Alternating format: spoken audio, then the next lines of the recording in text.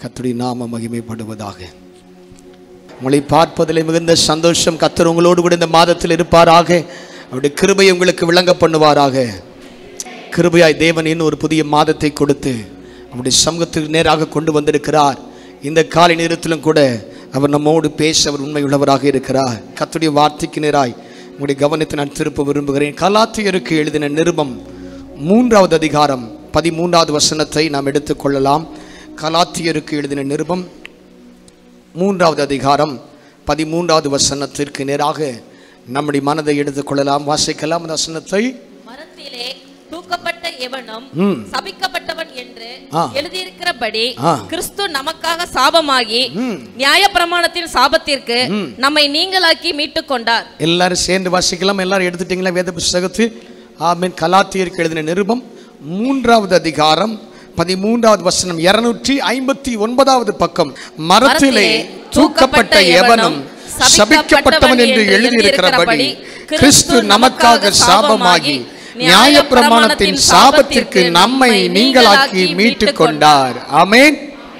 அப்போஸ்தலனாகிய பவுல் கலாத்திய திருச்சபை மக்களுக்கு இயேசுனுடைய தியாகத்தை, இயேசுனுடைய மீட்பை, இயேசுவினால் வந்த ரட்சிப்பை குறித்து சொல்லும் பொழுது இப்படி ஆய்ந்த வார்த்தையை சொல்லுகிறான். கிறிஸ்து நமக்காக சாபமாகி சாபத்திற்கு நம்மை நீங்களாக்கி மீட்டுக் கொண்டார். ஆமென்.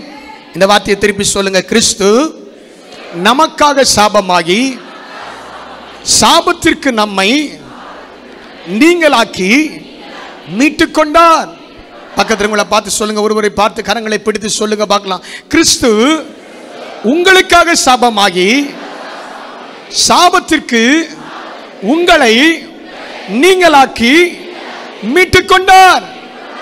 வலது கரத்தை வைத்து சொல்லுங்க பார்க்கலாம். கிறிஸ்து எனக்காக சாபமாகி சாபத்திற்கு என்னை நீங்களாக்கி மீட்டுக் கொண்டார். இந்த நாளில் நம்முடைய மனதில் இருக்க வேண்டிய பிரதானமான சத்தியம், கிறிஸ்து எனக்காக சாபமாகி, கிறிஸ்து நமக்காக சாபமாகி சாபத்திற்கு என்னை நீங்களாக்கி மீட்டுக் கொண்டார். அதுல ஒரு வார்த்தை வருகிறது, நியாயப்பிரமாணத்தின்படி சாபத்திற்கு நம்மை நீங்களாக்கி மீட்டுக் கொண்டார். நியாயப்பிரமாணம் இஸ்ரவேல் ஜனங்களுக்கு கொடுக்கப்பட்டது. இப்படித்தான் வாழ வேண்டும், இதை பின்பற்ற வேண்டும், இதை செய்ய வேண்டும், இதை செய்யக்கூடாது, நீங்கள் பிரித்தெடுக்கப்பட்ட தேவஜனம், நீங்கள் தெரிந்து கொள்ளப்பட்ட மக்கள் என்று சொல்லி கர்த்தர் இஸ்ரவேல் ஜனங்களை எகிப்திலிருந்து அழைத்து வரும் பொழுது அவர்களை தம்முடைய ஜனமாக அவர் தெரிந்து கொண்டபடினாலே மனுக்குலம் வாழ்வதற்கான ஒழுங்குமுறைகளை கர்த்தர் நியாயப்பிரமாணமாய் எழுதி கொடுத்தார்.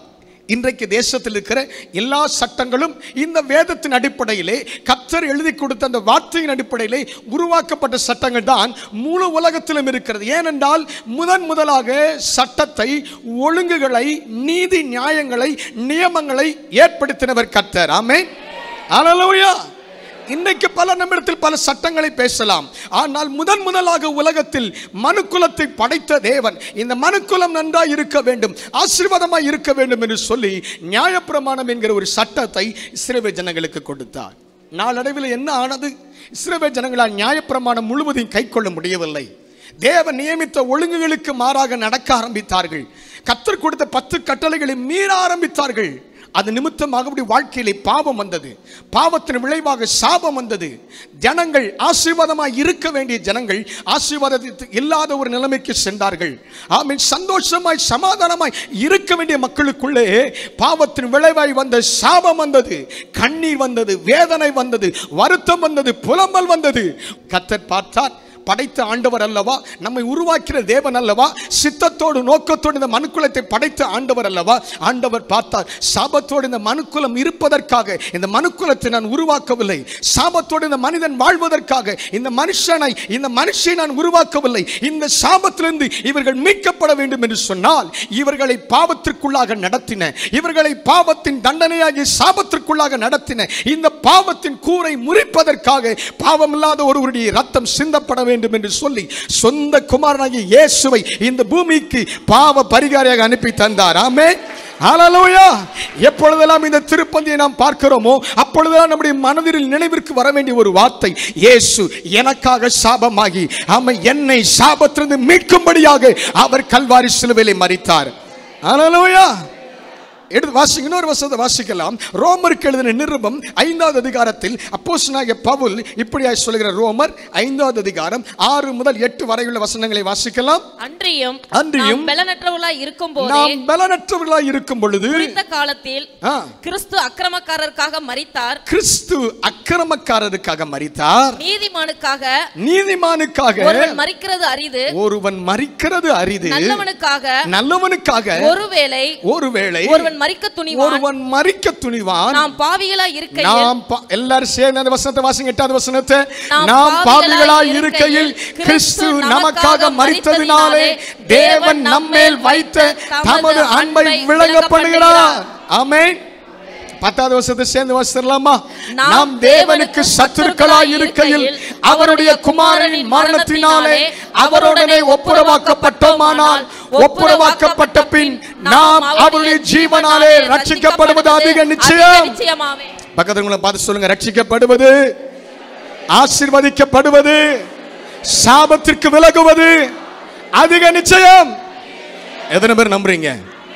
ஹல்லேலூயா. எப்படி இது அதிக நிச்சயம் என்று பவுல் சொல்லுகிறார்?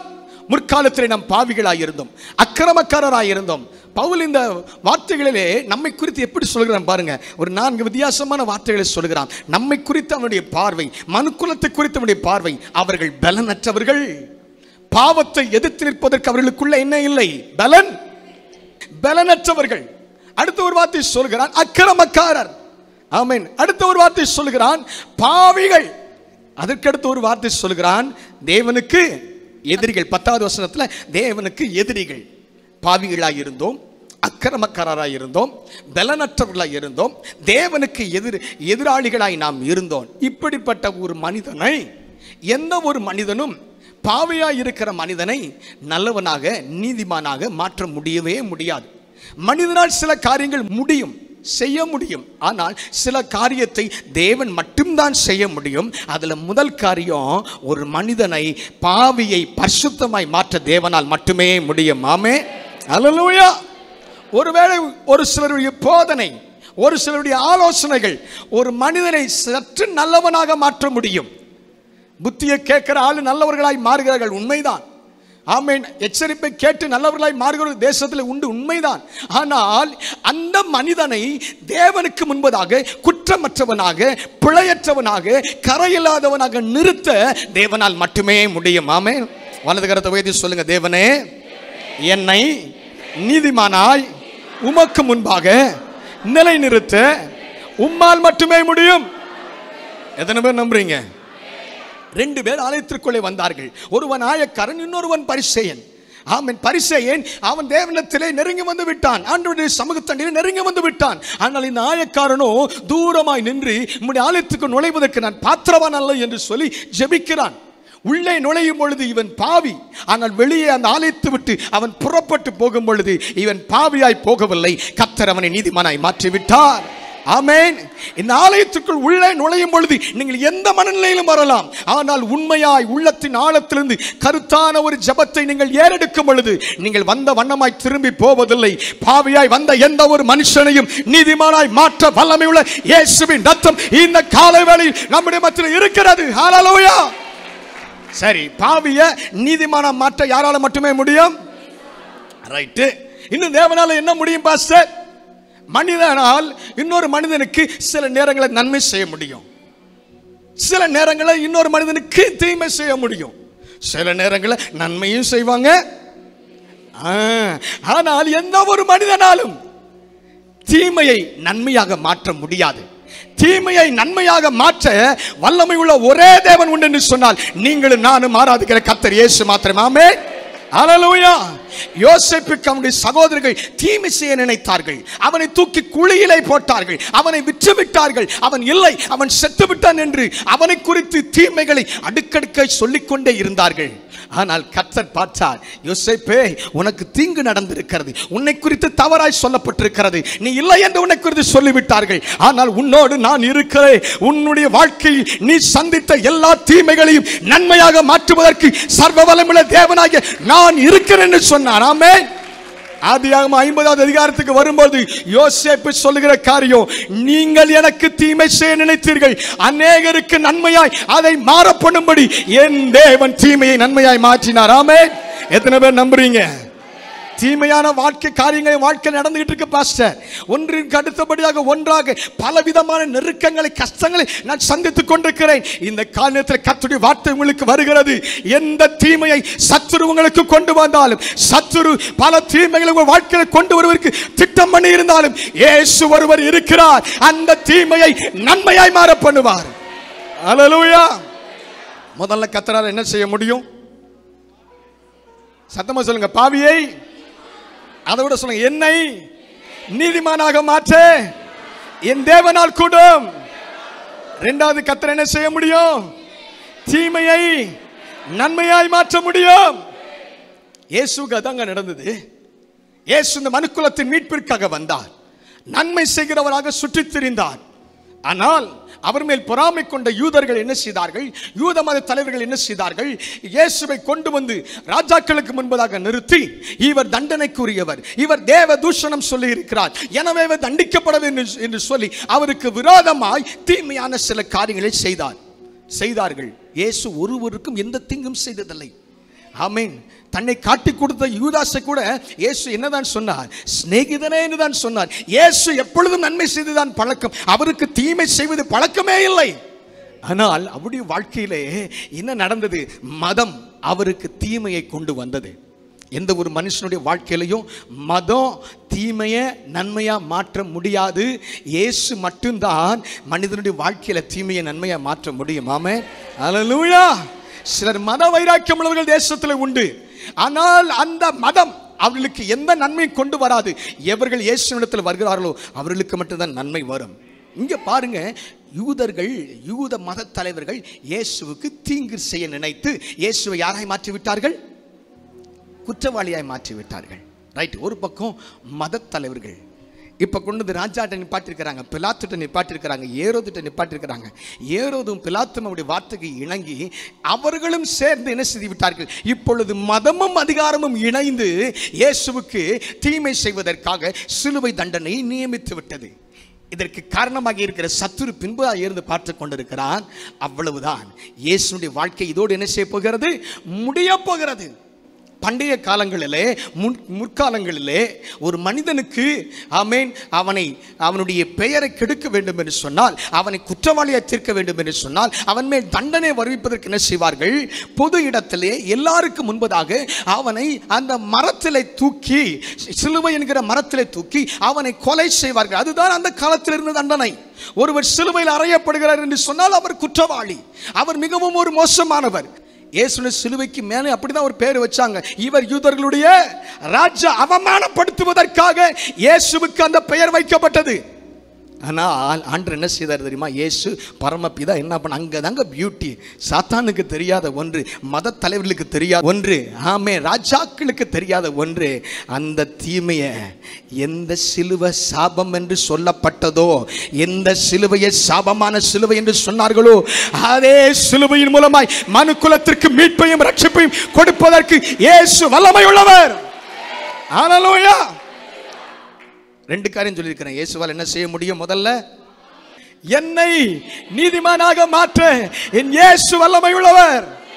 இரண்டாவது, என் வாழ்க்கையில சத்துரு கொண்டு வருகிற எந்த காரியமாய் இருந்தாலும் அதை தேவன் தீமையை நன்மையாய் மாற்ற கர்த்தர் வல்லமை உள்ளவர்.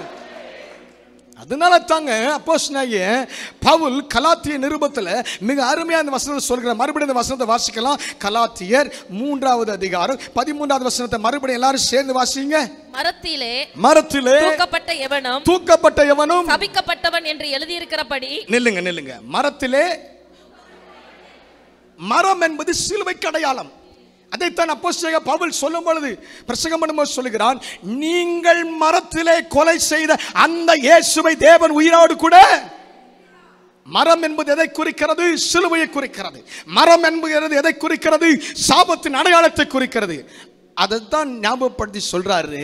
மரத்திலே தூக்கப்பட்ட எவனும் சபிக்கப்பட்டவன் என்று எழுதி இருக்கிறபடி, ஒருவேளை சாபத்தின் அடையாளமா இயேசு சிலுவையில் தொங்கினாலும் சிலுவை விட்டு இயேசு வெளியே வரும்போது சிலுவை சாபத்தின் சின்னமாய் அல்ல, எப்படி மாறிவிட்டது?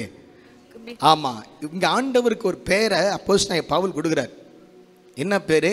சாபத்திலிருந்து நீங்களாக்கி மீட்கிறவர். சொல்லுங்க பார்க்கலாம். இயேசு யார் அப்படின்னா நல்லவர், வல்லவர், போதுமான, ரைட், அது ஒரு பக்கம் இருக்கட்டும். இன்னைக்கு தெரிந்து கொள்ளுங்க, இயேசு யார்? சத்தம் பண்ணி சில பேர் சொல்ல, இயேசு யார்?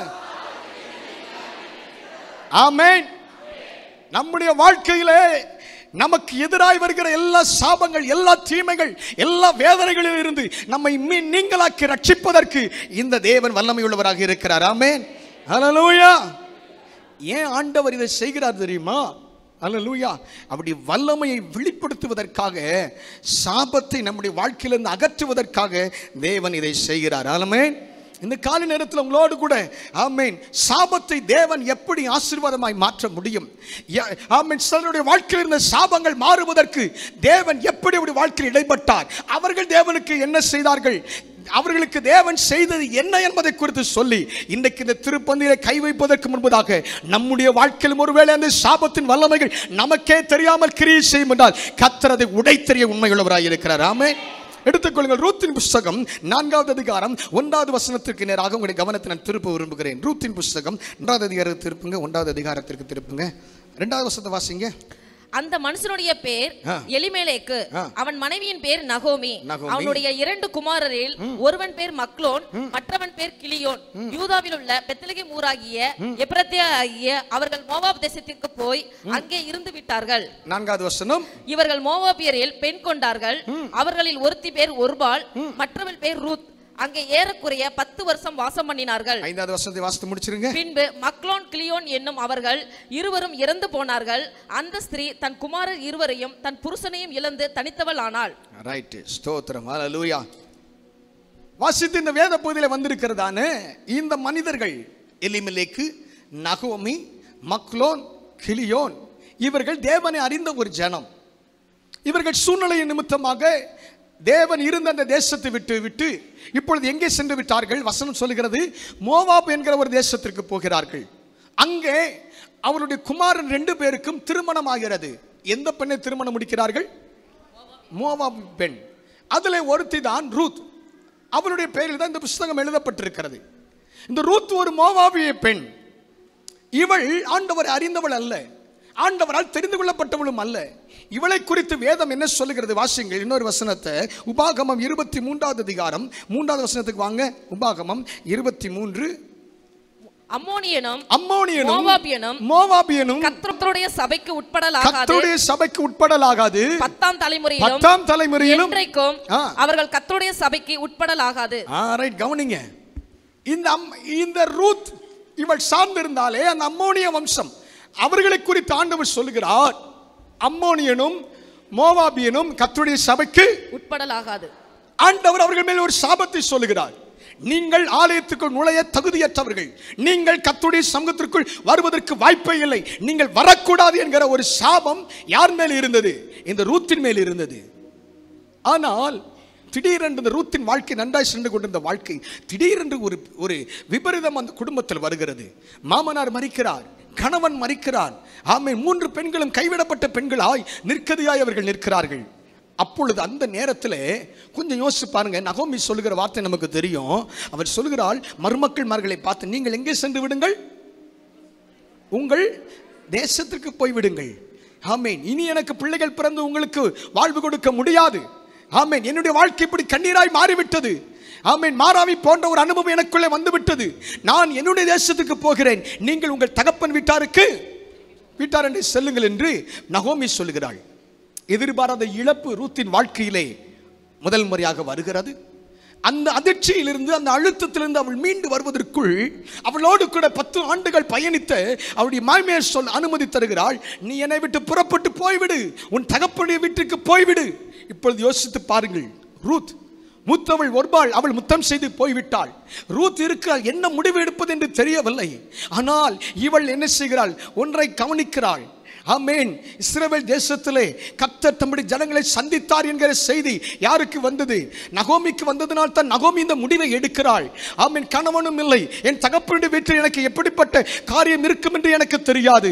ஒருவேளை இப்பொழுது நான் ஒரு சபிக்கப்பட்ட நிலைமையிலே இழப்பை சந்தித்து, ஆமென், வறுமையை சந்தித்து, எதிர்காலம் கேள்விக்குறியான ஒரு நிலைமையிலே நான் இருந்தாலும் எனக்கு ஒரு நிச்சயம் இருக்கிறது.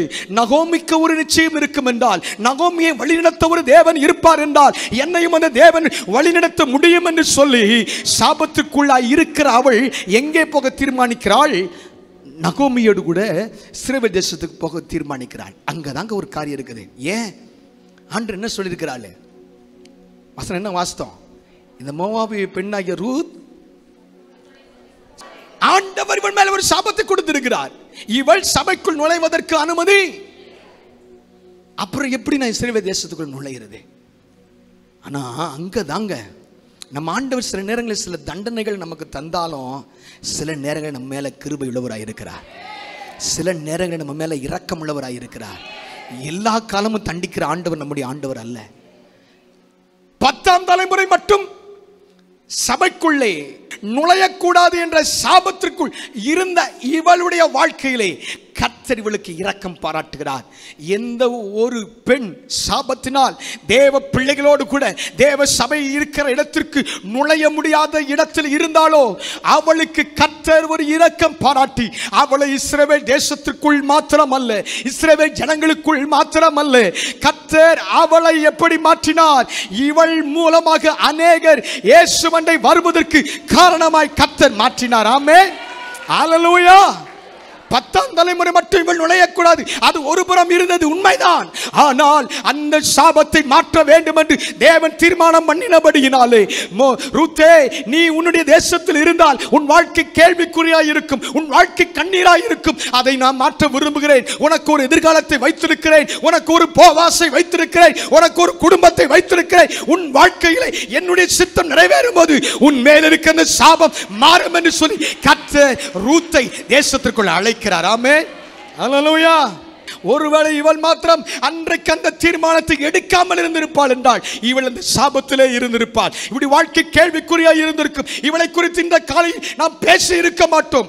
ஆனால் தேவ சித்தத்துக்கு தன்னை ஒப்பு கொடுத்து, தேவனே என் சாபத்தை மாற்ற உம்மால் முடியும் என்று வந்த பொழுது அவளுக்கு ஒரு வாழ்க்கை கர்த்தர் ஏற்படுத்துவார் என்றால், நீங்க கடந்து போயிட்டு இருக்கிற பாதை எனக்கு என்னன்னு தெரியாது brother, sister, but I tell you this morning there is a God for you. He will make a way for you. He will give you a new life. Amen. Hallelujah. நம்புறீங்களா? எனக்கு ஒரு புது வாழ்க்கை உண்டு, எனக்கு ஒரு புது ஆசீர்வாதம் உண்டு, எனக்கு ஒரு புது வழி உண்டு. என் மூலமாய் அநேகர் ஆசீர்வதிக்கப்பட போகிறார்கள். ஹalleluya. ரூத்துக்கு கர்த்தர் என்ன எப்படி சாபத்தை மாற்றினார் தெரியுமா?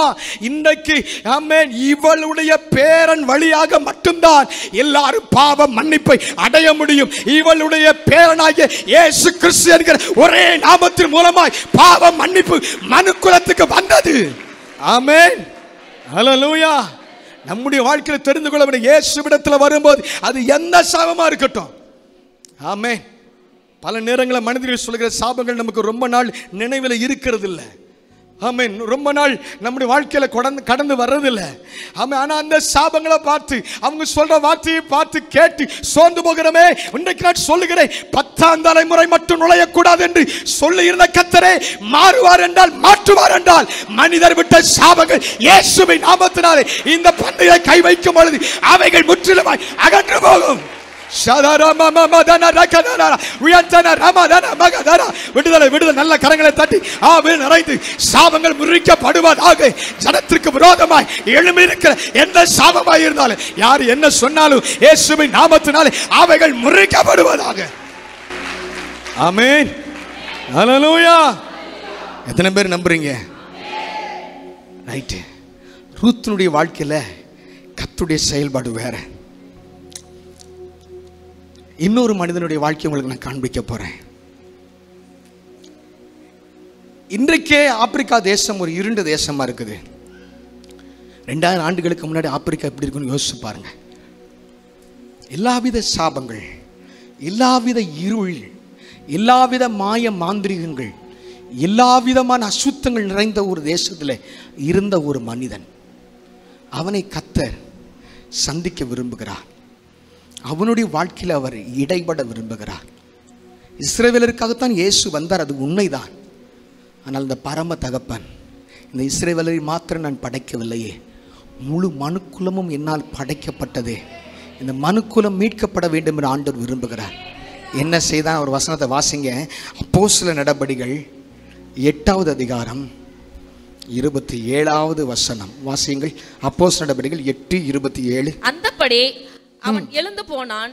அப்பொழுது எத்தியோப்பியருடைய ராஜஸ்திரியாகிய கந்தாகே என்பவளுக்கு மந்திரியும் அவளுடைய பொக்கிஷம் எல்லாவற்றிற்கும் தலைவனுமாய் இருந்த எத்தியோப்பியனாகிய ஒருவன், எத்தியோப்பிய தேசத்தை சேர்ந்த ஒருவன் பணிந்து கொள்ளும்படி எருசலேமுக்கு வந்திருந்து ஊருக்கு திரும்பி போகும்போது தன் ரதத்திலே உட்கார்ந்து ஏசாயா தீர்க்கதரிசனத்தின் ஆகமத்தை வாசித்துக் கொண்டிருந்தான். ஹல்லேலூயா, ஸ்தோத்திரம். கவனிங்க, முதல்ல சொன்னேன் அன்எக்ஸ்பெக்டட் ட்ராஜடி, எதிர்பாராத இழப்பு, நஷ்டம், கஷ்டத்தை சந்தித்திருந்தாலும் அதனால் ஏற்பட்ட சாபத்தை இயேசு மாற்ற வல்லவர்.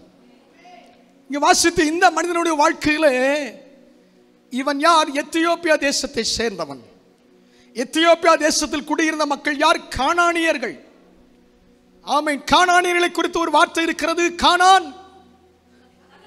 சத்தமா சொல்லுங்க, கானான். கானான் சபிக்கப்பட்டவன். ஆண்டவர் ஆதி மனிதனை படைத்த பொழுதே இந்த கானானியர் மேல் அந்த சாபம் வந்தது. மோவாபியருக்காவது சற்று காலங்கள் பின்புதான் அந்த சாபம் வந்தது.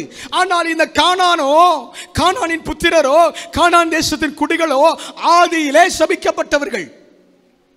இந்த தேசத்தை சார்ந்த இந்த எத்தியோப்பியா தேசத்து மந்திரி, பொக்கிஷதாரராய் இருக்கிற மந்திரி எருசலேமுக்கு வருகிறான்.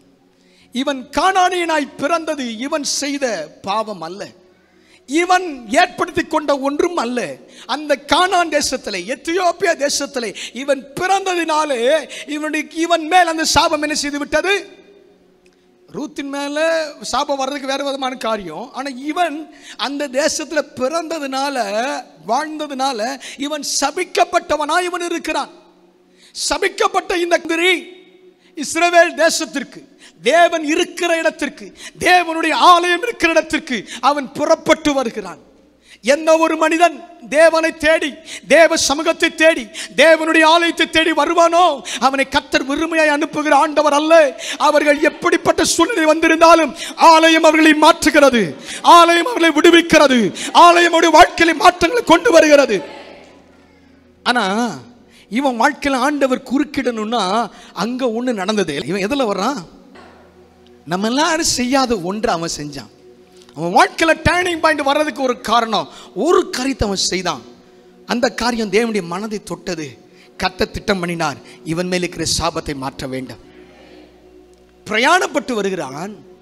பிரயாணத்திலே வேதாகமத்தை வாசித்துக் கொண்டு வருகிறான். பிரயாணப்பட்டு போகும்போது நம்மில் அநேகர் வேதத்தை கொண்டு போவதே, சத்தமா சொல்லுங்க, அப்படியே கொண்டு போனாலும் வேதத்தை வாசிப்பது. பிரயாணப்படுகிறான். இவன் இஸ்ரவேலன் அல்ல, இந்த வேத வார்த்தைகளும் இவனுக்கு தெரியாது. யூத குழந்தையாய் இருந்தாலும் பரவாயில்லை, சிறு வயது முதல் இந்த வார்த்தைகளை கேட்டிருப்பார்கள், வாசிக்க கொடுத்திருப்பார்கள், கற்றுக் கொடுத்திருப்பார்கள். எப்படியோ யார் மூலமாகவோ இவனுடைய கைகளில் கர்த்தருடைய வார்த்தை கிடைத்திருக்கிறது. அந்த வார்த்தையை புரட்டி பார்க்கிறான், வாசித்து பார்க்கிறான். அந்த வார்த்தைக்குள் இருக்கிற ஏதோ ஒன்று இவனுக்குள்ள ஒரு ஆர்வத்தை தூண்டுகிறது. இதுவரை நான் கேட்ட வார்த்தைகளைப் போல இல்லையே, இதுவரை நான் வாசித்த வார்த்தைகளைப் போல இல்லையே, இந்த வார்த்தை என்னை ஏதோ ஒன்று செய்கிறதே. இந்த வார்த்தை வெளிப்பட்ட அந்த இடத்திற்கு நேராய், அந்த எருசலேமுக்கு நேராய் நான் போக வேண்டும் என்ற ஒரு எண்ணம் வந்த பொழுது, புரியாவிட்டாலும் தெரியாவிட்டாலும் கர்த்தருடைய வார்த்தையை அவன் எடுத்து, சத்தமா சொல்லுங்களேன், ஹல்லேலூயா. இவன் வாசிக்கிறது இதை விட அருமையானது என்னன்னா, ரதத்துல இருந்து இவன் வாசிக்கிறாங்க. ரதத்துக்கு வெளியே இருக்கிற பிலிப்புக்கு நாமும் வேதத்தை வாசிப்போம். நாம் எப்படி வாசிக்கிறோம் நாமே யோசித்து பார்ப்போம். மனதிற்குள் வாசிக்கிறவர்கள் உண்டு, கண்களால் மாத்திரம் வாசிக்கிறவர்கள் உண்டு. சர்ச்சில் பாஸ்டர் எத்தனை முறை வசந்த வாசிக்க சொன்னா, நாங்களா பாஸ்டர் வாசித்துருவோமா பாஸ்டர், அப்படி அமைதியாக இருக்கிறவர்களும் உண்டு. டியர் பிரதர் அண்ட் சிஸ்டர், கர்த்தருடைய வார்த்தை சாதாரண வார்த்தை இல்லைங்க. இந்த வார்த்தையில வல்லமை இருக்குங்க. உங்க வார்த்தையினால ஏற்பட்ட சாபத்தை மாற்ற ஒரே வழி இந்த கர்த்தருடைய வார்த்தை தாங்க. ஹல்லேலூயா. அவனுக்கு எப்பயா கிடைத்த வேத வார்த்தை, அந்த வார்த்தையை விட மனம் இல்லை. அந்த வார்த்தையை வாசிக்காம இருக்க அவனால. ஆனா நம்ம கைகள் இந்த வார்த்தை இருக்குது. இந்த வார்த்தையை நம்ம எவ்வளவு வாசிக்கிறோம், இந்த வார்த்தையை எவ்வளவு ஆவலா நம்ம எதிர்பார்க்கிறோம்.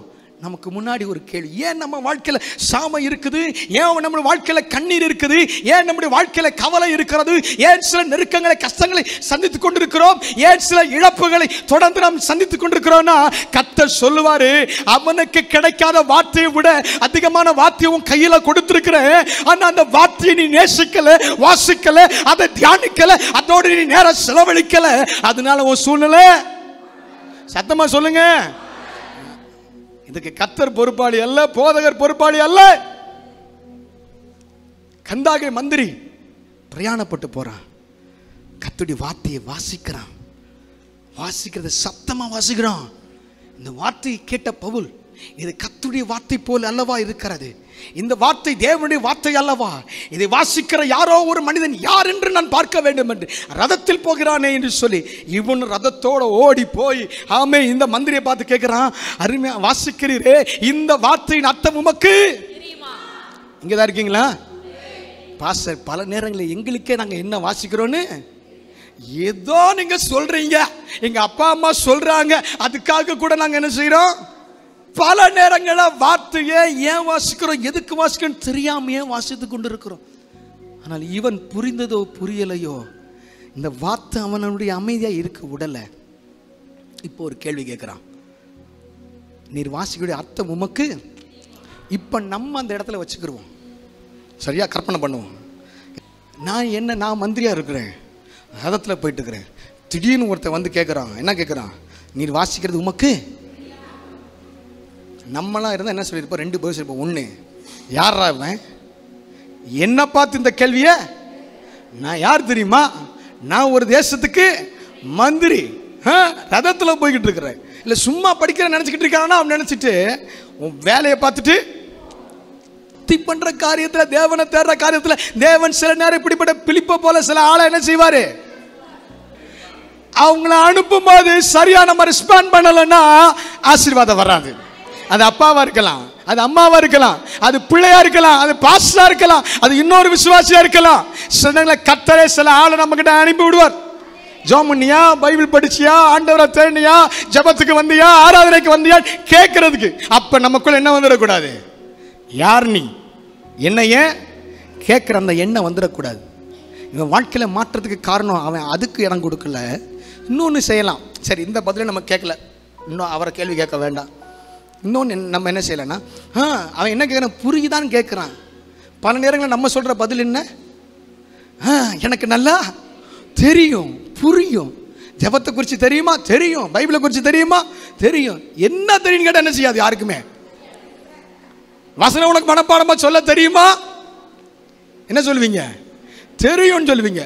சொல்லு பார்ப்போம்னா 3 வசனத்துக்கு மேலே என்ன செய்யாது, போகாது. மழுப்பலான பதில், மறுக்கக்கூடிய பதில். இந்த 2 பதிலையும் யாரு சொல்லலை, அந்த கந்தாகை மந்திரி சொல்லலைங்க. அவனுக்குள்ள என்ன வச்சு தெரியுமா, எனக்கு இது தெரியாது அப்படின்னு உண்மையை ஒத்துக்கிட்டான். சொல்லுங்க, எதை ஒத்துக்கிட்டான் சொல்லுங்க, ஆண்டவர்கிட்ட உண்மையை ஒத்துக்கிறணும் சொல்லுங்க. ஆண்டவர்கிட்ட அதே மாதிரி இது அதுன்னு சொல்லி மழுப்புற வேலைலாம் இவன் மழுப்பும் இல்லை, உண்மையை ஒத்துக்கிட்டு தெரியாதுன்னு சொல்லிட்டு எனக்கு கொஞ்சம் சொல்லி தருகிறா, கற்றுத்தருகிறீரா அப்படின்னு அவன் கேட்ட உடனே நடந்தது என்ன தெரியுமா, சத்தியத்தை பிலிப்பு விலக்கி கூறுறாங்க.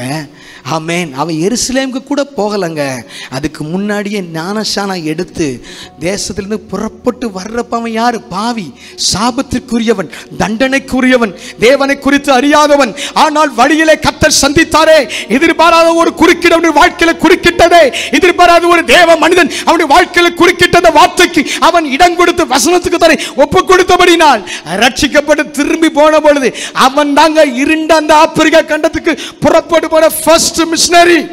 ஹல்லேலூயா. சத்தமரலே சொல்லுங்க பார்க்கலாம். ஆமென். நம்ம வாழ்க்கையிலையும் நம்முடைய சாபத்தை மாற்றுவதற்கு, நம்முடைய சூழ்நிலையை மாற்றுவதற்கு தேவன் வேத வார்த்தையை கொடுத்திருக்கிறார். தேவ மனிதர்களை கொடுத்திருக்கிறார். தேவ வார்த்தை நமக்கு நேராய் வரும்போது, தேவ மனிதர்கள் நம்மை சந்திக்கும் பொழுது, நம்மிடத்தில் பரிசுத்த ஆவியானவரே நீ செய்கிறது உனக்கு புரிகிறதா, நீ நடந்து கொண்டிருக்கிற பாதை உனக்கு விளங்குகிறதா என்று பரிசுத்த ஆவியானவர் கேட்கும் பொழுது மறைக்காமல் உண்மையை ஒத்துக்கொண்டு, ஆண்டவரே எனக்கு சொல்லித்தாரும், எனக்கு கற்றுத்தாரும், எனக்கு போதித்தருளும் என்று சொன்னால் கர்த்தர் நிச்சயமாய் நம்முடைய வாழ்க்கையிலே நமக்கு கற்றுக் கொடுத்து சாபங்களை மாற்றுவார். ஆமென். ஹல்லேலூயா. கடைசியா ஒன்றை சொல்லி நான் முடித்து விடுகிறேன். ஹல்லேலூயா. ரைட்டு. இவங்க 2 பேரும் வெளியில் இருக்கிற ஆட்கள், இயேசுடைய காலத்துக்கு முந்தி இருந்த ஆட்கள். ஆனால் இப்போ சொல்ல போற இந்த நபரோ இயேசுவின் காலத்திலேயே வாழ்ந்த ஒரு நபர். ரூத்துக்கு ஏற்பட்டது அன்எக்ஸ்பெக்டட் ட்ராஜடி, எதிர்பாராத நஷ்டம், கஷ்டம், வேதனை. ஆமென். இந்த கந்தாகையும் இந்த மந்திரியை சந்தித்தது அன்எக்ஸ்பெக்டட், ஆமென், ஃபெலோஷிப், எதிர்பாராத ஒரு சந்திப்பு. ஆனால் இந்த நபருடைய வாழ்க்கையில் இவன் எதிர்பார்க்காத ஒன்று நடந்தது. அது என்னன்னு சொன்னால் உங்களுக்கு அது ஆச்சரியமாக இருக்கும். வாசிங்க. ஆமென். மார்க்குவின் புத்தகம் 15வது அதிகாரம் 21வது வசனத்துக்கு வாங்க. மார்க்கு 15:21. சிரேனே ஊரானும் அலெக்சந்தருக்கும் ரூப்புக்கும் தகப்பனுமாகிய சீமோன் என்னப்பட்ட ஒருவன் நாட்டில் இருந்து அவ்வழியே வருகையில் அவருடைய சிலுவையை சுமக்கும்படி அவனை பலவந்தம் பண்ணினார்கள். ரைட். கவனிங்க. இங்கே ஒரு நபரை குறித்து பார்க்கிறோம். அவனுடைய பேர் என்ன? முதல் நபர் யார்? ரூத். இரண்டாவது நபர் யார்? மந்திரி. மூன்றாவது நபர் யார்? சீமோன். இவன் இயேசுவை கேள்விப்பட்டது கிடையாது, இயேசுவை பார்த்தது கிடையாது. இவன் எருசலேமிற்கு வந்தது எருசலேமில் நடக்கிற பண்டிகையை கொண்டாடுவதற்காக.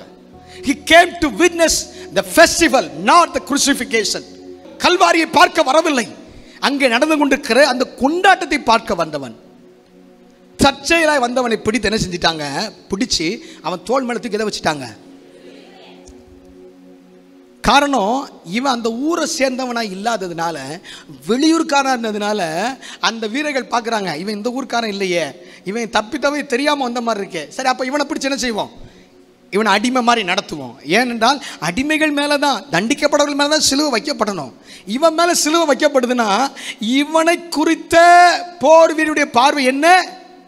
இவன் யாரோ ஒருவன், இவன் தற்செயலாய் வந்தவன், இவன் வழிப்போக்கனாய் வந்தவன், இவனுக்கும் இயேசுக்கு சம்மதம் இல்லை, இவனுக்கும் எருசலேம் நடக்கிற நிகழ்வுகளுக்கு சம்மதம் இல்லை, இவனுக்கும் அந்த யூத தலைவர்களுக்கு சம்மதம் இல்லை. சம்பந்தம் இல்லாத ஒருவன் மேலே என்ன சுமத்தப்படுகிறது? சிலுவை சுமத்தப்படுது. கொஞ்சம் யோசிச்சு பாருங்க. சிலுவை அவன் மேலே வைக்கிறப்ப அவன் மனநிலைமை எப்படி இருந்திருக்கும்? எனக்கு தான் இது வரணுமா? என் மேலதான் அந்த சிலுவை வரணுமா? நான் வந்தது எதுக்காக? வேடிக்கை பார்க்கறதுக்காக, சந்தோஷமா இருக்க. இவ்வளவு பேர் இங்க இருக்கிறாங்க, இவங்களெல்லாம் விட்டுட்டு சிலுவை கொண்டு யார் மேல வச்சுட்டாங்க? நினைச்சிருப்பானா? யோசிச்சிருப்பானா? அவனுக்குள்ள எதிர்பாராத ஒரு, ஏன்னா சிலுவை வந்து ஒரு அவமானத்தின் சின்னம். இவன் மேல அந்த சிலுவை சுமத்தப்படுதுன்னா இவனையும் அவமானத்திற்குரிய ஒரு நபரா என்ன செய்யறாங்க மக்கள் பார்க்கறப்பாங்க. யாரோ ஒருத்தர், ஒருவேளை இவனும் குற்றவாளியா இருந்திருப்பானோ, இவன் ஒருவேளை அடுத்து தண்டிக்கப்பட வேண்டிய ஒரு ஆளா இருப்பானோ. அதனாலதான் எல்லாரையும் விட்டுட்டு போர் வீரர்கள் இவன் மேல என்ன செஞ்சிருக்கிறாங்க? எதிர்பாராத ஒரு பழி, எதிர்பாராத ஒரு அவமானம், எதிர்பாராத ஒரு பழிச்சொல் யார் மேல் வந்து விட்டது? நான் ஆண்டவர் பார்த்தார். ஆனா இவனுக்கு தெரியாது ஏன் இவன் மேல சிலுவை சுமத்தப்பட்டது. இவன் ஒருவேளை இவன் முதல்ல சொன்ன 2 பேருடைய சூழ்நிலை வேற. அவங்க சாபத்தில் இருந்தவங்க, அவனை கர்த்தர் சாபத்திலிருந்து மீட்பதற்காக கர்த்தர் இடைப்பட்டார். இவன் அப்படிப்பட்டவன் அல்ல, சிறுவை தேசத்தில் இருந்தவன் தான். ஆனா இவன் வாழ்க்கையில் ஏன் கர்த்தர் குறுக்கிட்டார்னா, எதிர்பாராத விதமாக அவன் மேலே ஒரு பழி வந்ததில்லை, எதிர்பாராத விதமாக அவன் மேலே ஒரு நிந்தனை வந்ததல்லவா, அந்த நிந்தனையை மாற்றுவதற்காக கர்த்தர் அவன் மேலே குறுக்கிட்டார். சரி, அந்த சம்பவம் முடிஞ்சிச்சு. எருசலேமை விட்டு இவன் எங்கே போகிறான்? வீட்டுக்கு போகிறான். இப்போ கொஞ்சம் கற்பனை பண்ணுங்க என் கூட சேர்ந்து. இவனால் அந்த நிகழ்ச்சியை மறக்க முடியல. யார் அந்த நபர்? எல்லாரும் இவருக்கு எதிராக இருக்கிறார்கள், யார் அந்த நபர்? எல்லாரும் அவரை கொல்ல வேண்டும் என்று துடிக்கிறார்கள். இந்த நபரை குறித்து நான் கேள்விப்பட்டதில்லை, இந்த நபரை குறித்து நான் அறிந்ததில்லை. ஆனால் முழு உலகமும் முழு பட்டணமும் இந்த நபருக்கு விரோதமாய் இருக்கிறதே. இந்த மனிதனுடைய சரீரம் முழுவதும் இத்தனை காயங்கள் இருக்கிறதே. இந்த மனிதனுடைய முகத்தில் ரத்தங்கள் ஆறாக ஓடிக்கொண்டிருக்கிறதே. இந்த மனிதன் நடக்க முடியாமல், இந்த சிலுவையை சுமக்க முடியாமல் தடுமாறி விழுந்திருக்கிறாரே. யார் இந்த இயேசு? யார் இந்த மனிதன்? யார் இந்த சிலுவைக்கு சொந்தக்காரன் என்ற கேள்வி இவனுக்குள்ளே அப்படியே எதிரொலிக்கிறது. இவனால் அமைதியாய் இருக்க முடியவில்லை. இவனால் தன் மனதை வேற எங்கேயும் திருப்ப முடியவில்லை. இதுவரைக்கும் இந்த இயேசுவை கேள்விப்பட்டதில்லை, இதுவரைக்கும் இந்த இயேசுவை இவன் பார்த்ததில்லை. ஆனால் முதலாய் இந்த இயேசுவை பார்க்கிறார். முள்முடி அணிந்த இயேசு, காயப்பட்ட இயேசு, சிலுவையை தன் தோளிலே சுமந்த இயேசு, மனு குலத்திற்காக தன் ஜீவனை கொடுக்க சிலுவை கல்வாரி சிலுவையை நோக்கி சென்று கொண்டிருக்கிற இயேசுடைய முகம் இவனுடைய கண்களை விட்டு மறையவில்லை. இவனுடைய மனதிற்குள் ஏதோ ஒன்று செய்கிறது. அருமையான கர்த்தருடைய பிள்ளையே, இயேசுவை நீங்கள் இன்னார் என்று சரியாய் புரிந்திருந்தால் இந்த இயேசுவை உங்களால் மறக்க முடியாது. இந்த இயேசுவுக்கு விரோதமாக உங்களால் செயல்பட முடியாது. இந்த இயேசுவை உங்களுடைய சிந்தனை விட்டு அகற்ற முடியாது. இந்த கால நேரத்தில் கல்வாரி காட்சி அல்ல, இயேசுடைய உண்மையான முகம் உங்கள் இருதயத்தில் பதிவதாக. ஹல்லேலூயா. இந்த இடத்தை விட்டு போகும் பொழுது உங்கள் மனதிற்குள் ஏன் இந்த இயேசு எனக்காய் அடிக்கப்பட வேண்டும், ஏன் இந்த இயேசு எனக்காய் ரத்தம் சிந்த வேண்டும், ஏன் இந்த பாத்திரம் என் கைகளில் வர வேண்டும் என்ற ஒரு சிந்தனை உங்களுக்குள்ளே வரும் என்று சொன்னால், நிந்தனைக்கு நேராய் அவமானத்திற்கு நேராய் இருந்த அந்த சீமோன் இன்றைக்கு சாட்சியாய் பேசப்பட்டு கொண்டிருக்கிறானே. உங்க வாழ்க்கையில யார் உங்களை நிந்தித்திருந்தாலும், யார் உங்களை குறித்து என்ன சொல்லி இருந்தாலும், உண்மையா இந்த பாத்திரத்தில் பங்கெடுக்கும் பொழுது கர்த்தர் மனிதனுடைய நிந்தனைகளை, அவமானங்களை, நீங்கள் கடந்து போய் கொண்டிருக்க அவமானத்தின் பாதைகளை முற்றிலுமாய் மாற்ற வல்லவராக இருக்கிறார். ஆமென். ஹல்லேலூயா. இந்த மூணையும் கர்த்தர் செய்ய வல்லவர். இந்த மூன்று கூட்டமும் சபைக்குள்ள இருக்கிறீங்க, எனக்கு தெரியாது. ஆனா உங்கள் ஒவ்வொருடைய வாழ்க்கையில நீங்க போய்கொண்டிருக்கிற ஒவ்வொரு அனுபவங்களுக்கும் கர்த்தர் பேசி இருக்கிறார். 10ஆம் தலைமுறை மட்டும் நுழைய கூடாது என்று சபிக்கப்பட்ட ரூத்தினுடைய வாழ்க்கையிலே கர்த்தர் அவளை அநேகருடைய ரட்சிப்புக்கு காரணமான உறுதியாய் மாற்ற காரணம் என்னவென்றால், வாசிங்க ரூத்தின் புஸ்தகம் 1ஆவது அதிகாரம் 8வது வசனத்துக்கு வாங்க. ரூத் 1:8 வேகமா போலாம். நகோமி தன் 2 மருமக்களையும் நோக்கி, நீங்கள் இருவரும் உங்கள் தாய் வீட்டுக்கு திரும்பி போங்கள். மரித்து போனவர்களுக்கும் எனக்கும் நீங்கள் தயவு செய்தது போல கர்த்தர் உங்களுக்கும் தயவு செய்வாராக. 14 அப்பொழுது அவர்கள் சத்தமிட்டு அதிகமாய் அழுதார்கள். ஒருபால் தன் மாமியை முத்தமிட்டு போனால், ரூத்தோ அவளை விடாமல் பற்றி கொண்டாள். 16ஆம் வசனத்துக்கு வாங்க. அதற்கு ரூத் நான் உம்மை பின்பற்றாமல் உம்மை விட்டு திரும்பி போவதை குறித்து என்னோட பேச வேண்டாம். நீர் போகும் இடத்திற்கு நானும் வருவேன். 18ஆம் வசனம். அவள் தன்னோட கூட வர மன உறுதியாய் இருக்கிறதை கண்டு அப்புறம் அதை குறித்து போதும்.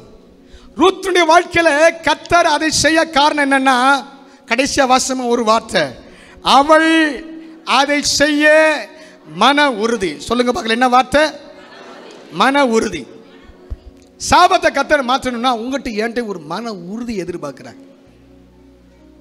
எதிர்பாராத இழப்பு வந்தது உண்மைதான், எதிர்பாராத அனுமதி கிடைத்தது உண்மைதான். இதுல நான் எப்படி நடந்து கொள்கிறேன் அதை பொறுத்து தாங்க சாப ஆசீர்வாதமா மாறுது.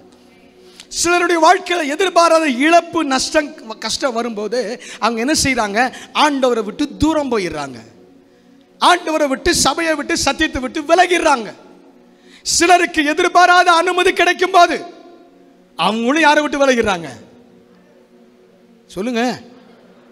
செல்லே கிடைக்காத ஒரு பையனுக்கு செல்ல பெற்றோர் வாங்கி கொடுத்தவன என்ன ஆகுது? சொல்ல மாட்டீங்களே. சொன்ன ஆசீர்வதிக்கப்பட்டுருவோமே, சாபம் மாறிடுமே. அது வரைக்கும் நல்லா தான் இருந்தான் மாஸ்டர், நல்லா தான் படிச்சான் மாஸ்டர். என்னைக்கு அவன் கையில் என்ன கிடைச்சது? அந்த செல்லு கிடைச்சதோ பாஸ்டர், அதுதான் பாஸ்டர் அவனுக்கு எடுத்துருச்சு. அதுக்கப்புறம் தான் அவன் வாழ்க்கை மாறிடுச்சு. சிலருடைய வாழ்க்கையில் எதிர்பாராத அனுமதி அவர்களை தேவனை விட்டு தூரமாக்கி விடுகிறது. சிலருடைய வாழ்க்கையில் எதிர்பாராத இழப்பு, நஷ்டம், கஷ்டம் அவங்கள தேவனை விட்டு தூரமாக்கிறது. கர்த்தர் சொல்றார், சாபம் மாறணுமா? either you face a tragedy, either you got a permission, whatever it may be, you have to decide, I will stand for the Lord. Amen. Hallelujah. எத்தனை இழப்பு வந்தாலும், யார் எனக்கு என்ன அனுமதி கொடுத்தாலும் நான் கர்த்தருக்காக நிற்பேன் என்கிற மன உறுதி உங்களுக்கு இருக்குன்னா கர்த்தர் நிச்சயமாக சாபத்தை ஆசீர்வாதமாக மாற்றிடுவார். இங்கே தாங்க நம்ம தவறிடுறோம். இன்னைக்கு நீங்கள் ஆசீர்வதிக்கப்பட கர்த்தர் சொல்கிறார். ஹல்லேலூயா. சிலருடைய வாழ்க்கையில் சில கஷ்டம் வந்திருக்கலாம், நஷ்டம் வந்திருக்கலாம், இழப்பு வந்திருக்கலாம். ஓகே, அது ஒரு பக்கம் இருக்கட்டும். ஆனால் அந்த இழப்பு என்னை தேவனை விட்டு பிரித்து விடக்கூடாது. கிறிஸ்துவின் அன்பை விட்டு எதுவும் என்னை பிரிக்க மாட்டாது என்று நிச்சயித்திருக்கிற ஒரு அனுபவம் உங்களுக்குள்ளே இருக்கும் என்றால் 10ஆம் தலைமுறை மட்டும் நுழையக்கூடாது என்று சபிக்கப்பட்ட ரூத்தின் மூலமாய் கர்த்தர் ஆசீர்வாதத்தை தந்தது போல உங்கள் வாழ்க்கையில் ஆசீர்வாதத்தை கர்த்தர் தருவார். அல்லேலூயா. 2வது நபர் யாருன்னு பார்த்தோம்? எத்தியோப்பியா மந்திரி. அவன் வாழ்க்கையில் அவனுக்கு ஆசீர்வாதம் பெற்றுக்கொள்ள கர்த்தர் அவனுக்கு பாராட்டின கிருபை என்ன தெரியுமா? வசனத்தில் இல்லை, ஆனால் அவனை நோக்கி கர்த்தருடைய வார்த்தை வந்தபோது, தெரியுமா புரியுமா என்று தேவ சத்தம் அவன் காதுகளில் கேட்ட பொழுது அவன் செய்தது என்ன? தெரியாது, புரியாது, விளங்கவில்லை, கற்றுத்தாரும், அறிந்து கொள்ள விரும்புகிறேன், ஆசீர்வதிக்கப்பட விரும்புகிறேன் என்று தேவனுக்கு முன்பதாக தன்னை தாழ்த்தின அந்த தாழ்மை, ஆமென், தேவனுடைய ஜனமா மாறினது. முதல்ல எருசலேமுக்கு வெளியே ஆமென் ஒரு பட்டணம் முழுவதும் சபையாய் மாறினது என்று சொன்னால், முதலா ஒரு கூட்டத்திற்கு கிறிஸ்தவர்கள் என்ற ஒரு பெயர் வந்திருக்கும் என்று சொன்னால், அது யாருக்கு கர்த்தர் செய்த பிரதிபலன்? இந்த சீமோனுக்கு. ஏன்னா இவன் தான் அந்தியோகியாவை சேர்ந்தவன், இவன் தான் அந்தியோகியாவிலிருந்து வந்தவன், இவன் தான் வேடிக்கை பார்க்க வந்தவன். ஆனா இவன் வாழ்க்கையில இந்த வந்த பழிச்சொலை கர்த்தர் மாற்றி இன்னைக்கு உங்களுக்கு எனக்கு கிறிஸ்டியன்ஸ் ஒரு பேர் இருக்குன்னா இதுக்கு காரணமே யாரு? அருமையான கர்த்தருடைய பிள்ளையே, உங்களையும் கர்த்தர் அப்படி மாற்ற சித்தம் வைத்திருக்கிறார். ஹல்லேலூயா. நடந்த அவமானத்தையோ நடந்த நிந்தனையோ சந்தித்துக் கொண்டிருக்கிறதானே அந்த அவச்சொற்கொலையை பெரிதாய் பார்க்காதே. கர்த்தர் உங்களை குறித்து ஒரு தேவ சித்தம் வைத்திருக்கிறார். உங்கள் குடும்பத்தை குறித்து ஒரு தேவ சித்தம் வைத்திருக்கிறார். நீங்கள் ரட்சிக்கப்படுவதற்கு மாத்திரமல்ல, நீங்கள் இயேசுவால் தொடப்படுவதற்கு மாத்திரமல்ல, நீங்கள் மாற்றப்பட்டவராய் திரும்பி செல்ல மாத்திரமல்ல, உங்களை கொண்டு கர்த்தர் உங்க பட்டணத்தை மாற்ற போறார். உங்களை கொண்டு கர்த்தர் உங்க தெருவை மாற்ற போகிறார். உங்களை கொண்டு உங்க பகுதியை மாற போகிறது. இயேசுவை உடையவர்கள் இங்கே இருக்கிறார்கள் சொல்லக்கூடிய ஒரு ஆசீர்வாத கர்த்தர் வைத்திருக்கிறார். ஹல்லேலூயா. எத்தனை பேருடைய வாழ்க்கையில் கர்த்தர் இந்த கிரியை செய்ய விரும்புகிறீங்க? எல்லாரும் எழும்பி நில்லுங்கள். ஹல்லேலூயா. ஆமென். சாபமானார், சிலுவையிலே நமக்காக சாபம் நீக்கி நம்ம எல்லாம் மீட்டுக் கொள்வதற்காக. கண்களை மூடி நீங்கள் எல்லாரும் ஜெபம் பண்ண போறீங்க. ஹல்லேலூயா. காலை நேரத்தில் நம்ம ஜெபிக்க போகிறோம். ஹல்லேலூயா. இன்றைக்கு கர்த்தர் எல்லா சாபத்தையும் உடைக்கணும். ஆமென். ஹல்லேலூயா. ஹல்லேலூயா. எல்லா சாபத்தையும் உடைக்கணும். சில சாபம் உங்களுக்கு தெரியும், சில சாபம் உங்களுக்கு தெரியாது. சில சாபம் போதகருக்கு தெரியும், சில சாபம் தேவனுக்கு தெரியும். ஆல நீங்கள் நினச்சிட்டு இருக்கிறீங்க எனக்கு எந்த ஒரு என் வாழ்க்கை நல்லா தான் போயிட்டு இருக்கு. யாருக்கு தெரியும்? ரூத்தை போல எதிர்பாராத ஒரு ட்ராஜடி, எதிர்பாராத ஒரு விபரீதம் உங்களுக்கு நேருவதற்கு சத்துரு ஆயத்தப்படுத்தி வைத்திருக்கலாம். இன்றைக்கு கர்த்தர் இந்த வார்த்தையை பேசுகிறார் என்று சொன்னார், மகனே மகளே, நீ அதற்கு தப்பிக்கொள்ள வேண்டும். உன் வாழ்க்கையில் நீ எதிர்பாராத ஒரு இழப்பை சந்தித்து விடக்கூடாது. உன் வாழ்க்கையில் நீ எதிர்பாராத ஒரு நஷ்டத்தை சந்தித்து விடக்கூடாது. ஹல்லேலூயா. ரூத்துக்கு நடந்த அனுபவம் உனக்கு நேர்ந்து விடக்கூடாது என்பதற்காகத்தான் கர்த்தர் இந்த காலை நேரத்தில் உங்களோடு பேசிக் கொண்டிருக்கிறார். வாய்த்தாந்து சொல்லி ஜெபம் பண்ணுங்க. ஹல்லேலூயா. கண்களை மூடி, எல்லாரும் கண்களை மூடி ஆண்டவரை நோக்கி பார்த்து ஜெபம் பண்ணுங்க. ஹல்லேலூயா. ஹல்லேலூயா. ஆமென். ஹல்லேலூயா. ரூத்திற்கு கர்த்தர் அவருடைய வாழ்க்கையிலிருந்து சாபத்தை மாற்ற முடியும் என்றால் உங்க வாழ்க்கையில சாபத்தை மாற்ற முடியும். ஆமென். ஹல்லேலூயா. சீமோனுடைய வாழ்க்கையில இருந்த நிந்தனையை, அவமானத்தை, பழிச்சொற்களை கர்த்தர் மாற்ற முடியும் என்றால் உங்களுக்கு எதிராக சொல்லப்பட்டிருக்கிறதான அந்த வார்த்தைகளை கர்த்தர் மாற்ற முடியும். ஹல்லேலூயா. ஹல்லேலூயா. குறைந்த வசனத்தின் வெளிச்சத்தை ஆமென் அறிந்திருந்த அந்த மனுஷனுக்கே கர்த்தர் ஆமென் ரட்சிப்பை கொடுக்க முடியும் என்றால் உங்களுக்கு கர்த்தர் செய்ய முடியும். வலது கரத்தை உயர்த்தி சொல்லுங்க, ஆண்டவரே நான் மன உறுதியா இருப்பேன். சொல்லுங்க, மன உறுதியா இருப்பேன். எத்தனை நஷ்டம் வந்தாலும், எத்தனை கஷ்டம் வந்தாலும் உம்மை விட மாட்டேன். நல்லா வலது கரத்தை உயர்த்தி ஆமென். நல்லா முழுவதும் உங்களை ஒப்புக்கொள்கிறதுக்கு அடையாளமா அரை கைகள் அல்ல, முழு கைகள், முழு கைகள். ஹல்லேலூயா. கொஞ்சம் வலித்தாலும் பரவாயில்ல, கரங்களை உயர்த்து மகனே, கரங்களை உயர்த்து மகளே. ஹல்லேலூயா. ஆண்டவரே, எத்தனை கஷ்டத்தை சத்துரு கொண்டு வந்தாலும், எத்தனை கஷ்டத்தை சத்துரு பிளான் பண்ணி இருந்தாலும், ஒன்று தொட்டு ஒன்றா அவன் கொண்டு வந்தாலும் ஆண்டவரே நீர் அந்த சாபத்தை முறிக்க வல்லமை உள்ளவர். சொல்லுங்க சொல்லுங்க. ஆண்டவரே எனக்கு சில அனுமதி கிடைக்கலாம், சில பெர்மிஷன் கிடைக்கலாம், ஆனா அது என்னை தேவனை விட்டு பிரிக்க நான் இடம் கொடுக்க மாட்டேன். வாலிப தம்பி ஜோமனு, வாலிப தங்கச்சி ஜோமனு, கர்த்தர் உன்னை பிரித்திருக்கிறார். கர்த்தர் உன்னை ஒரு நோக்கத்திற்காக முன்குறித்திருக்கிறார். சில அனுமதி உன்னை தேவனை விட்டு தூரமாக்குதல, சில பெர்மிஷன் உன்னை தேவ சமூகத்தை விட்டு தூரமாக்குதல, சில காரியங்கள் உன்னை ஆலயத்துக்குள்ள வரவிடாம தடுக்குதல.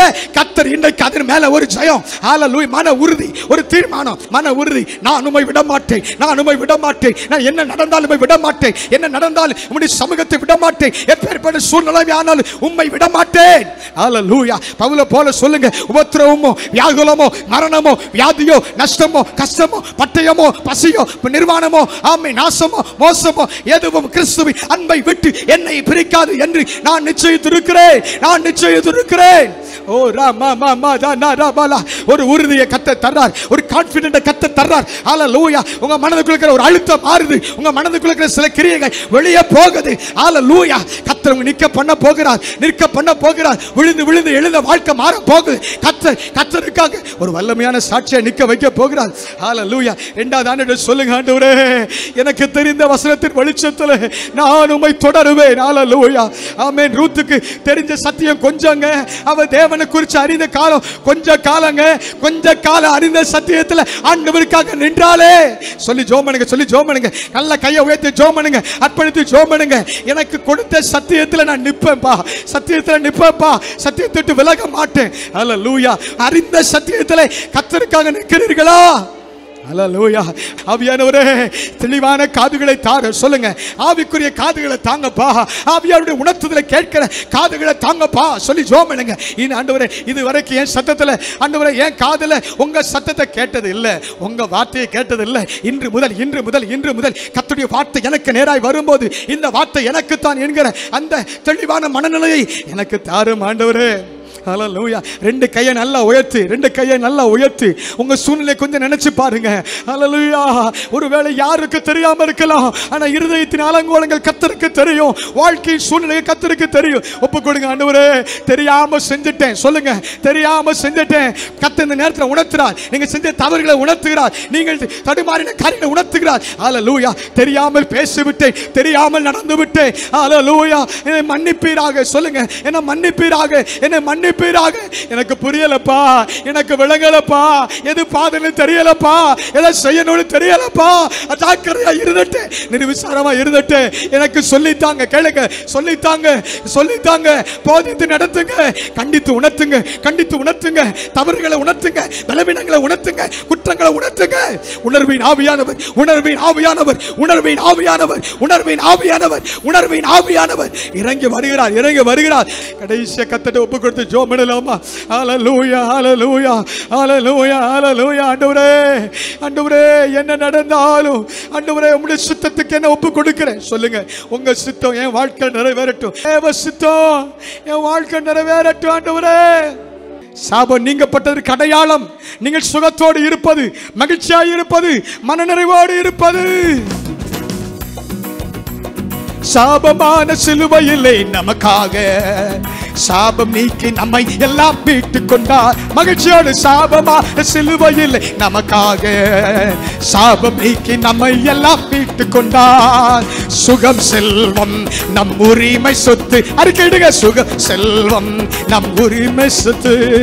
ஜெயம் எடுத்தார், ஜெயம் எடுத்தார், சிலுவையில் ஜெயம் எடுத்தார். சொல்லுங்க, ஜெயம் எடுத்தார், ஜெயம் எடுத்தார், சிலுவையில் ஜெயம் எடுத்தார்.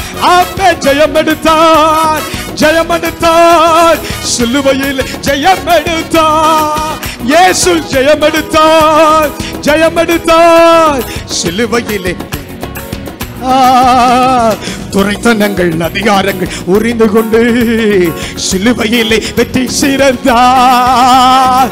துரைத்தனங்கள் அதிகாரங்கள் உறிந்து கொண்டு சிலுவையிலே வெற்றி சிறந்தார், வெற்றி சிறந்தார், வெற்றி சிறந்தார், சிலுவையிலே வெற்றி சிறந்தார். இயேசு வெற்றி சிறந்தார், வெற்றி சிறந்தார், சிலுவையில் வெற்றி சிறந்தார்.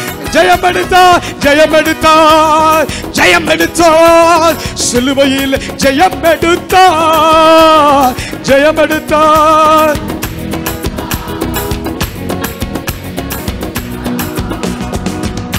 எல்லாரும் கைகளை தட்டி கர்த்தரை ஸ்தோத்திரம் பண்ணு. ஒரு ஜெயம், ஒரு ஜெய ஜீவியம் செய்வதற்காக,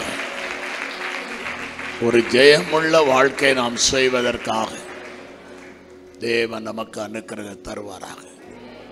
சர்வ வல்லமுள்ள எங்கள் ஆண்டவரே, இன்றைக்கு நீர் எங்களோடு பேசின நல் வார்த்தைகளுக்காக உமக்கு ஸ்தோத்திரம். எங்களை உம்முடைய வழிக்கு கொண்டு வருவதற்காகவும் நல்வழியிலே நீர் எங்களை நடத்துவதற்காகவும் எங்கள் மேல் இருக்கிற சாபங்களெல்லாம் உருண்டு புரண்டு போவதற்காகவும் எங்களோடு நீர் பேசிக்கொண்டே இருக்கிறீரப்பா. உடைய சத்தத்தை கேட்கிற காதுகளை நீர் எங்களுக்கு தந்ததற்காக ஸ்தோத்திரம். எங்களுடைய இருதயத்தை இன்றைக்கு உம்முடைய வார்த்தையின் மேல் பதிக்க எங்களுக்கு தந்த கிருபைக்காக உமக்கு ஸ்தோத்திரம். அநேகருடைய வாழ்க்கையில நீர் அற்புதங்களை செய்ய ஆவல் படைத்த தேவனாயிருக்க வந்திருக்கிற எங்கள் எல்லாரையும் நீர் ஆசீர்வதியும். மனப்பூர்வமாய் உம்முடைய சத்தியத்தை புரிந்து கொள்ள, உம்முடைய சத்தியத்தில் நிலைநிற்க வேண்டும் என்கிற ஆர்வத்தை, தீர்மானத்தை நீர் எங்கள் ஒவ்வொருவருக்கு தந்ததற்காக ஸ்தோத்திரம். அப்படி தீர்மானம் எடுத்த குடும்பங்கள் மேல் உம்முடைய ஆண்டவரே வசரமாகிய ஆசீர்வாதத்தை விரிக்கப் போகிறீர் ராஜா. உம்முடைய நிழல் அவர்களை பின்தொடர்ந்து வந்து கொண்டே இருக்க போகிறது. உம்முடைய காருண்யம் அவர்களை பெரியவர்களாய் மாற்றப் போகிறது.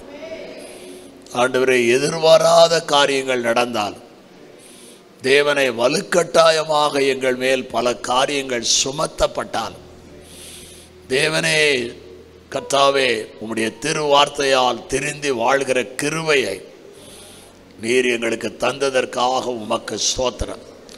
ஒப்பு கொடுத்த உம்முடைய பிள்ளைகள் ஒவ்வொருவரையும் நீர் ஆசீர்வதி. நன்மை நான் நிரப்பம், கிருபை தாங்கி வழி நடத்தட்டும். இயேசுவின் நாமத்தில் ஜெபிக்கிறோம், ஜெபங்கேளு பிதாவே.